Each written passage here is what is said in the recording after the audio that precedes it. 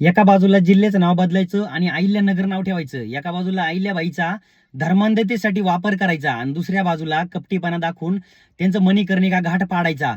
हे खूप मोठं षडयंत्र आहे. हा आपण जातीपातीमध्ये थोर महापुरुषांना वाटून घेतल्यामुळं ही त्यांची पोळी भाजू राहिली. शिवरायांची बदनामी केली. आपण काय म्हणलो, ते मराठ्यांची बघू ते, आपल्याला काय करायचं आपली नाहीये. महात्मा फुलेंची बदनामी केली, ती महाराजांची, आपल्याला काय करायचं. आंबेडकरांचे फोटो जाळले, आपल्याला काय करायचं, ते महाराजांची. अहिल्याबाईचं मणिकर्णिका पाडलं, आपल्याला काय करायचं, ते धनगरांची. अरे बहुजन म्हणून एकत्र या तुम्ही. आपल्याला विखुरले नाही जातीपातीमध्ये, आपण थोर महापुरुष मग वाटून घेतले जातीपातीमध्ये.